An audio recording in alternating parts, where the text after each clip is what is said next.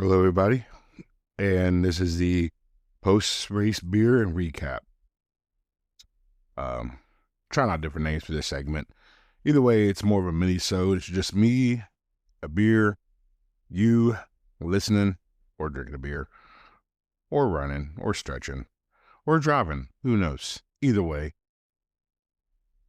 just want to go over the race I did and how everything went from my personal perspective. This weekend, I did the Mo Mo Cowbell. Mo Cowbell is in St. Charles, Missouri, which is about 15 minutes north of St. Louis, Missouri. Registered for the race fairly late. Didn't get too many emails between the registration and the race. Probably because I only registered, I think, a month, maybe a month and a half before the actual race. The I believe it was around about $90 for the registration, maybe $100 for registration, which is about normal for a for a race of this size and such. There was 2,500 people in the half marathon, probably about another 300 to 500 in the full. There was a 5K and 10K as well. However, those started 30 minutes, I believe, after the half and full had already started. And it also had a different start line that was separate by like 200 yards. The race starts out. It was a pretty warm day that day. It was in the about 65 degrees, 67 degrees at the start of the race. So it was warm. I already knew it was going to be warm and humid. Start out near downtown St. Charles. You start out in what's called Frenchtown. Nice little district there. There's lots of murals and lots of smaller independently owned businesses and such lining the street. You didn't run up the main street. You actually lined up around there's a Katy Trail.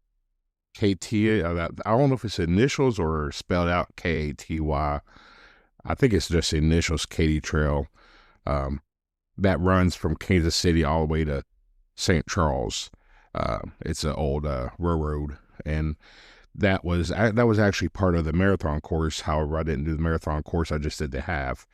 You start out just like any other St. Louis race, it appears. You get your first hill within the first quarter mile.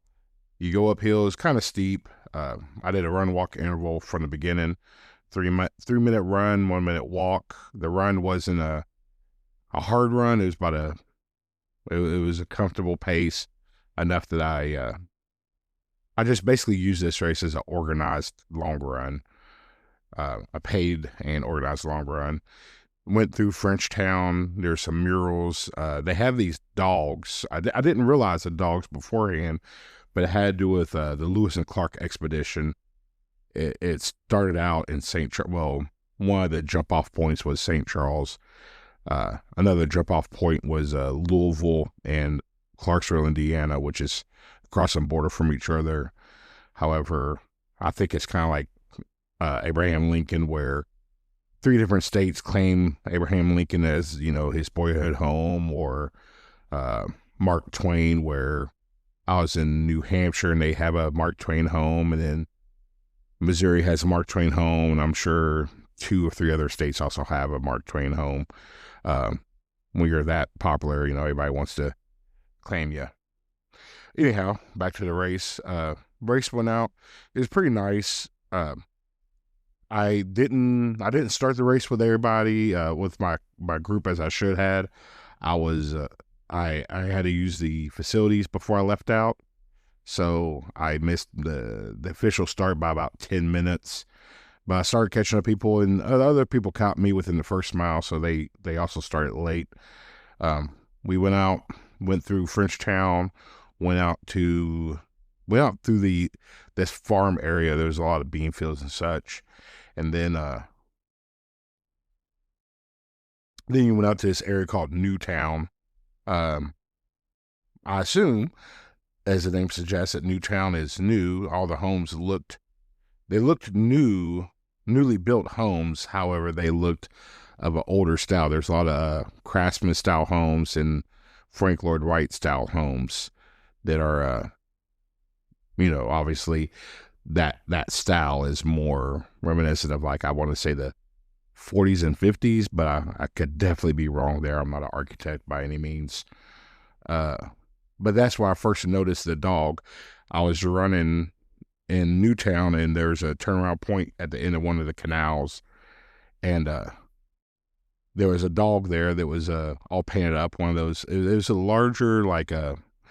If you're in Louisville, they have the horses. If you're in Indianapolis, they have um, the Colts. If you are in Muskogee, Oklahoma, they have guitars. They're kind of like they're kind of like a arts thing, and kind of a touristy, but also like local culture type setup. Um, that was that was when I first saw the dog, and I asked a gentleman who was walking by, I said, "Hey, what's up with the dog?" And he told me that it was about that. And I was like, "Oh, whoa, okay, cool." Um, he started giving me a longer history lesson than that, but I was like, "Hey, Bubba, I'm in the middle of a race. I mean, time is not most important to me, but it's still kind of important." So after that, kept running. That's when I noticed the signs for the canal. I don't know if it was historically a canal in the past, or if they just built this water feature in this neighborhood. I don't know if the canal was built and then the neighborhood was built around the canal, like they revived the area, or if they built the area and put canals in it for whatever reason. I don't know which came first, the chicken or the egg. But either way, it was a really nice area. Between Frenchtown and Newtown, there was a lot of exposure. Um, but once you got to Newtown, there was along the canal there was trees and such, and the trees are thick enough and such that you could get some good shade there. Coming through there's also a house that had breakfast for us. They had pancakes and sausage and mimosas and beer mimosas, and I think they had bacon as well, and that was pretty cool. That's not, obviously part of the official race. It was just a group of people hanging out and supporting the marathoners and half marathoners. That was that was cool. Came back out of Newtown, and you run alongside I don't think it's technically an interstate. It's Missouri 370, which is a spur off of Interstate 270. So you ran alongside there. That's where the more of the hills in the town. There was a block or three of hills, but once you got out of town, over there to Newtown, that's where there was more of a longer sustained hill. And there was also a lot of exposure there as well. Not much trees close enough to the road for shade, for the most part. You also went past this really cool place called National Cart Company, NCC, and they had a really big shopping cart out front. I guess as the name implies and as the artwork implies, or whatever, they make shopping carts, and that was kind of a cool thing to see. After you go through the past 370 and such, you come back into the city or town. I don't know what to call it. You come back into Frenchtown, and you run back. The course is not a complete loop, but it's probably shares about a mile and a half.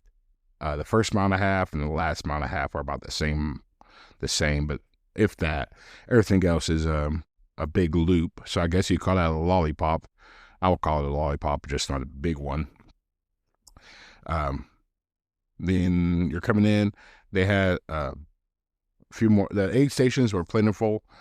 The aid stations, all of them had about 5 or 6 porta potties, and they were every 2.5 miles. I'll say every 2.5 miles. there's an aid station. They were very well ran, had water and Gatorade. The one at the mile, I would say mile 9, they had gels as well.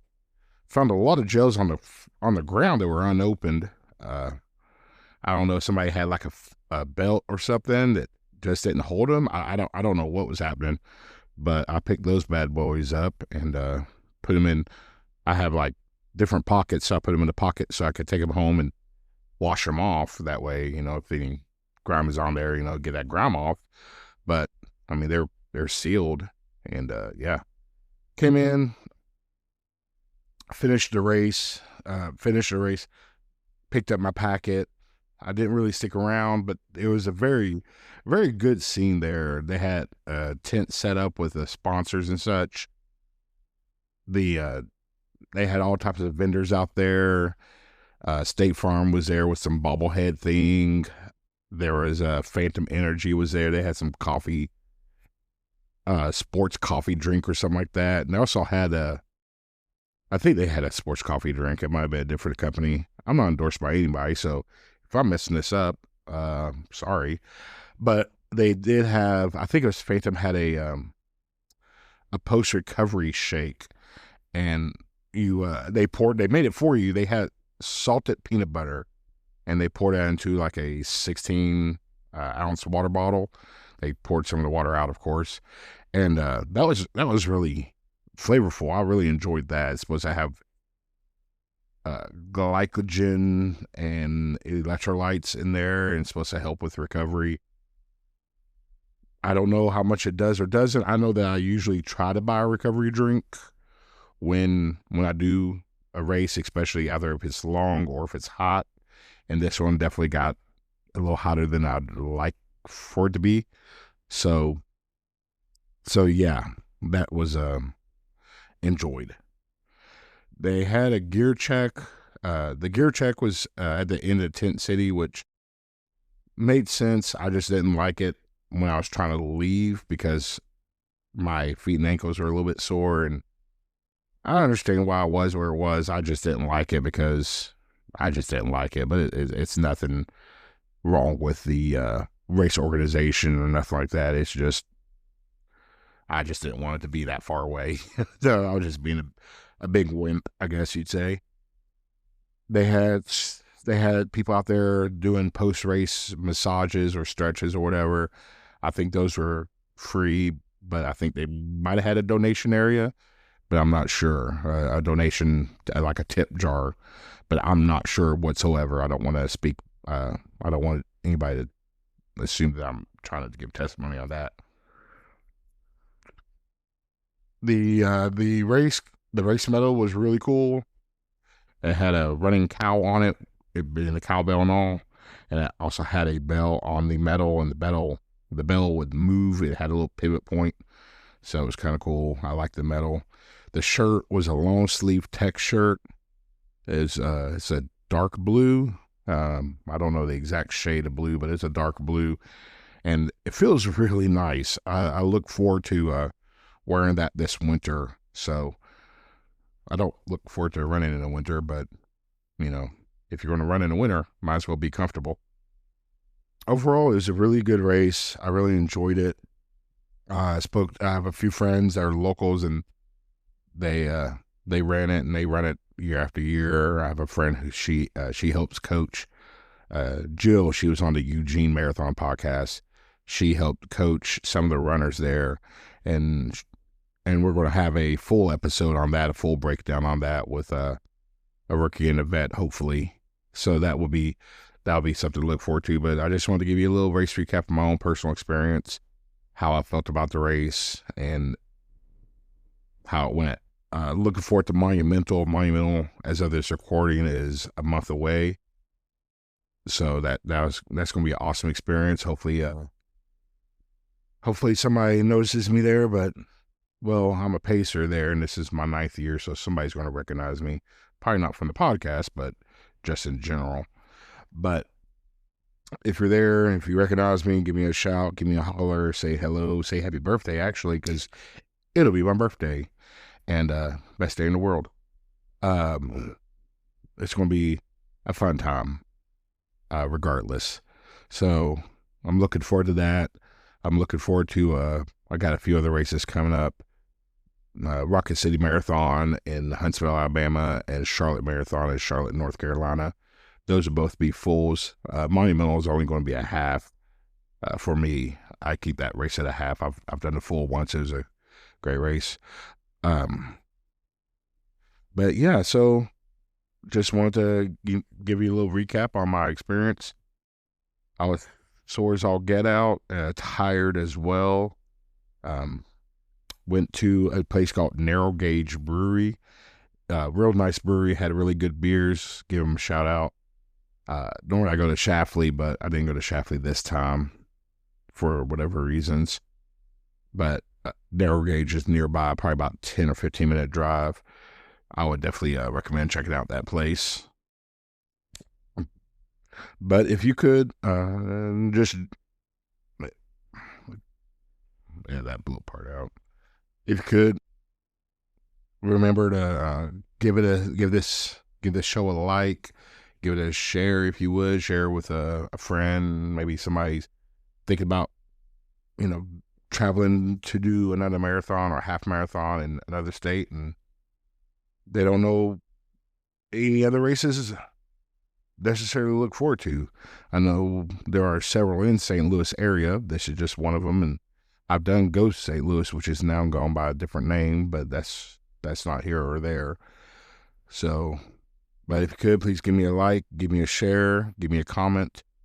Let me know if there's a race you want me to feature. I can try to reach out and find somebody who has ran that race and get a recap on that race. That way you know what to look forward to. So if you could, please give me a subscribe. That's really dope. Really enjoy seeing those. I have a few subscribers now, and I'm kind of giddy about it. And lets me know that people appreciate what I'm doing out here, other than me just talking to myself. So please give me a like. Please give me a share. Please subscribe. But most importantly, remember to run the race that you're in, and forward is a pace.